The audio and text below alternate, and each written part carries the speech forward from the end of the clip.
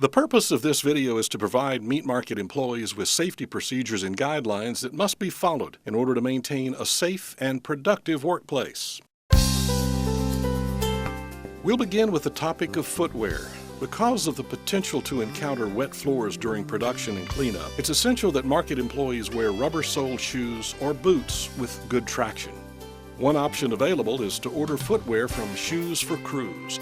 Shoes for Crews manufactures slip-resistant shoes and boots specially designed for use in wet environments. Brookshire Brothers has a program set up so employees can order shoes directly from Shoes for Crews, and all orders are processed by payroll deduction.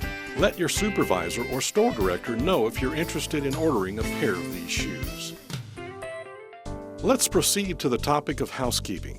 Following good housekeeping procedures is one of the simplest but most effective tools available to maintain a safe work environment. Good housekeeping procedures should be followed at all times by all employees. To start with, floors should be kept clean and dry as much as practical. The clean-as-you-go approach should be utilized instead of waiting until the end of the day to conduct one massive cleanup. During times of production, foreign objects such as paper, plastic, and scraps of meat sometimes end up on the floor. These items should be cleaned up immediately. Liquids such as blood and meat juices can also end up on the floor. While it's impractical to stop and clean up every drop that reaches the floor, these types of liquids should be cleaned throughout the day as necessary. Clutter is another component of poor housekeeping. Unnecessary clutter should be kept off the floor. Everything should have a place and remain there. Clutter is one of the leading causes of trip and fall accidents. One example of clutter is empty boxes. Once you have removed product from a box, neatly stack the box on a cart or in an out-of-the-way location until someone can take it to the baler. Empty boxes should not be left where someone can trip. Maintenance issues also contribute to poor housekeeping. Leaky sinks, damaged drain covers, or other maintenance-related issues should be reported to your supervisor immediately. To conclude the housekeeping section, remember, a dirty or cluttered work area can make for an unsafe work area. Therefore, it is necessary to clean as you go in order to maintain a safe work area. Meat markets must utilize coolers and freezers to store perishable food products. It's just as important to utilize good housekeeping procedures in freezers and coolers as it is in the prep area. So let's take a look inside. The floor should remain clean and free of debris. Products should be kept neat, orderly, and easily accessible. When stacking product on storage racks, heavier items should be stacked on lower levels and lighter items stacked overhead. Don't stack product higher than necessary. Reaching above shoulder height to stock or remove products puts additional strain on shoulders, especially with heavy items. Only company-approved step stools or ladders should be used when you're trying to reach overhead. Always inspect the step stool or ladder before using and report any that appear damaged, wobbly, or unsafe to your supervisor, and do not use until repaired or replaced. Ice on the floor is another concern when working in freezers and coolers. Loose ice or ice buildup should be immediately removed. Inform your supervisor if ice continues to build up after removal. Finally, if you must work in a freezer for an extended period of time, be sure to wear a heavy jacket and gloves to protect you from the cold, and always let another employee know if you plan to work in the freezer with the door closed. Our next topic is chemical safety. Only company-approved cleaning products are authorized for use. Never pull cleaners off the shelf. Most cleaners approved for use arrive at the store in concentrated form. These concentrated cleaners are connected to chemical dispensing stations which automatically dilute the cleaners with water as they're dispensed. Hoses are labeled to ensure cleaners are connected correctly. It's very important that cleaners do not get crossed or connected to the wrong hose. To use a chemical station, first make sure the water is turned on to the station at the desired temperature. Then simply depress the desired lever to dispense diluted chemical into a properly labeled spray bottle, bucket, or sink. Approved spray bottles have labels with directions for use as well as the hazards associated with the chemical. Each person must ensure cleaners are correctly labeled and that the labels are legible. Bottles with damaged or badly faded labels should be replaced.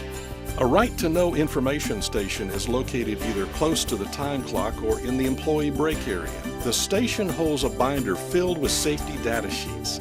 A safety data sheet contains important information about a particular chemical, including hazardous components, health hazards, emergency and first aid procedures, and other important information about the chemical.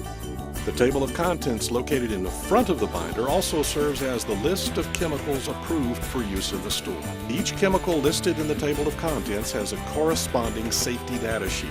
If you're ever in doubt as to whether or not the chemical is approved for use, be sure and check the safety data sheet book.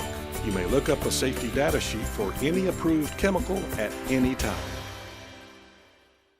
Merchandise that arrives at the store on pallets should be stacked down and sorted onto stock carts in the back room. When stacking onto stock carts, do not stack higher than the height of the handles. 2 people should transport heavy stock carts.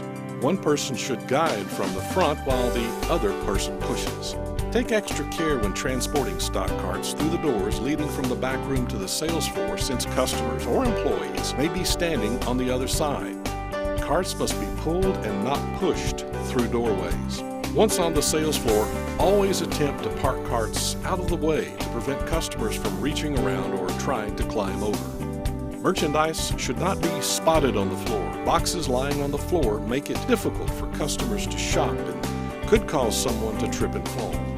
When opening or breaking down boxes, only Brookshire Brothers issued box cutters are approved for use. A shopping cart or stocking cart should be kept nearby to place empty boxes and other trash. Never place empty boxes or other trash on the floor. As soon as the last box has been removed from the stocking cart, it should be pushed to the back room. Empty stock carts should not be left on the sales floor for any amount of time. Working in the meat market requires a considerable amount of lifting. By developing safe lifting habits, you can help protect yourself against unnecessary injuries and back-related medical problems.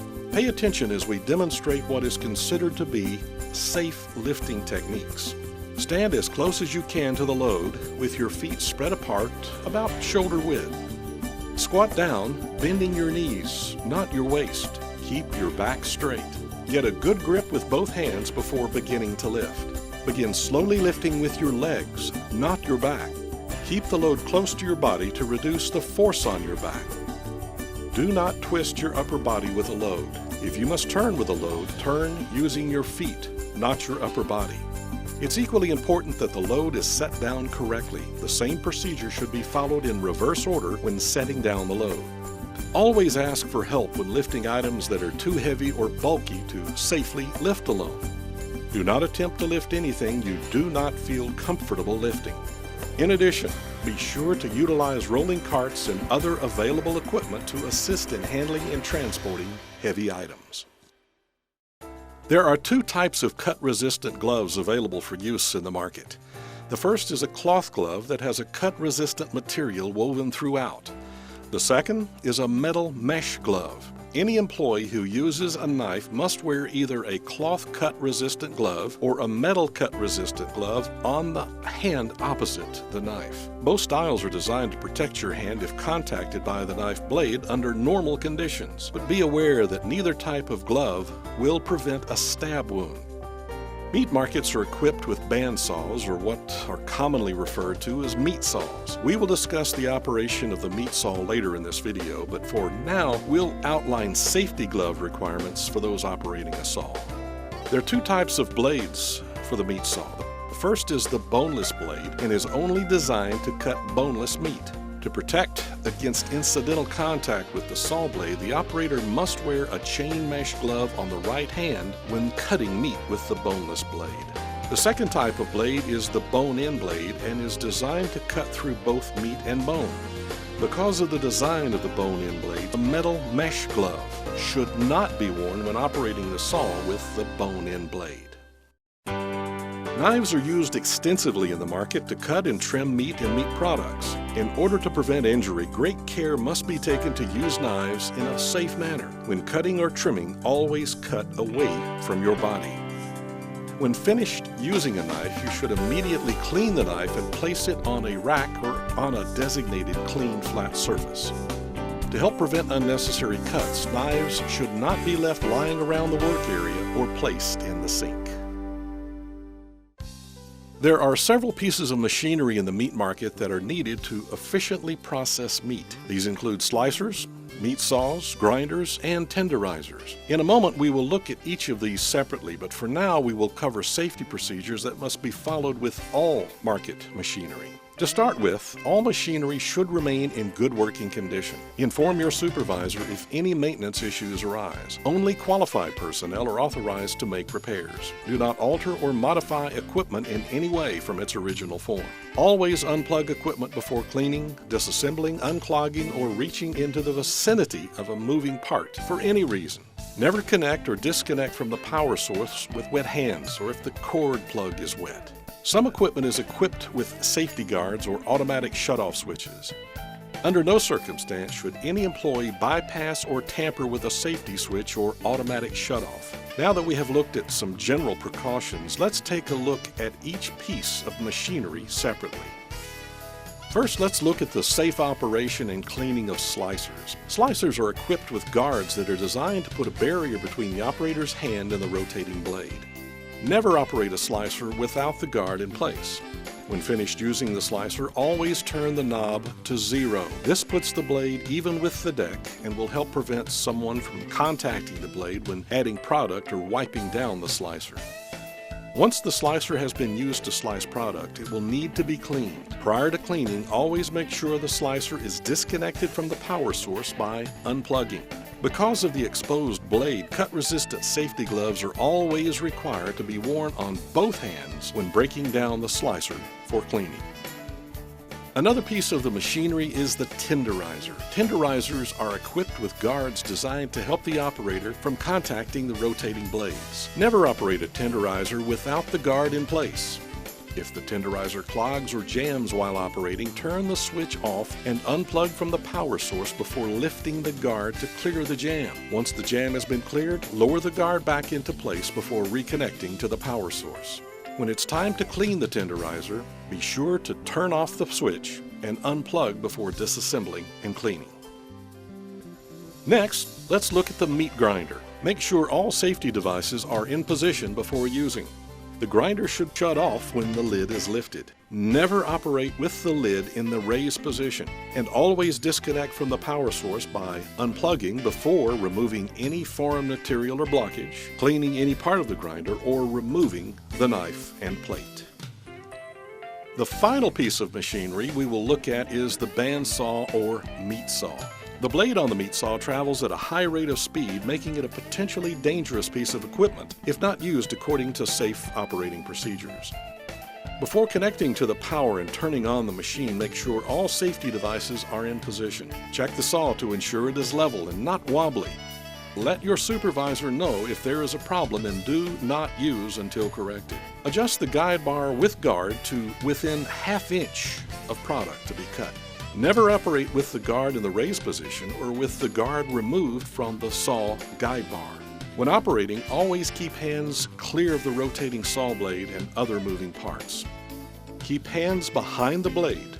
Never reach in front of it. Always use the supplied push block when cutting smaller pieces of meat or the last cuts of meat. If you must step away from the saw, turn the power off. Never leave the saw unattended while it is in motion. Once the saw has been unplugged, then proceed to removing shrouds, guards, covers, doors, fences, or panels for cleaning. Scrape the machine and its components to remove any scrap particles before washing.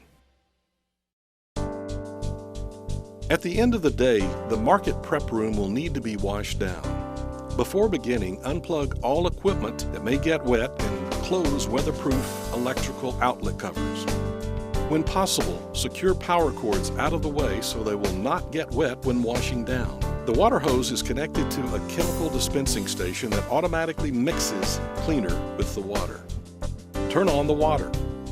Then open the proper valves to dispense the cleaning agent. Wash all specified surfaces and machinery, making sure not to spray water near electrical outlets or energized electrical equipment. After you've washed down the market and applied sanitizer to all surfaces, do not reconnect power cords until everything has had a chance to air dry. This concludes the market safety video. If you have any questions about the material presented in this video, be sure and ask your supervisor before beginning work. Remember, safety is up to you.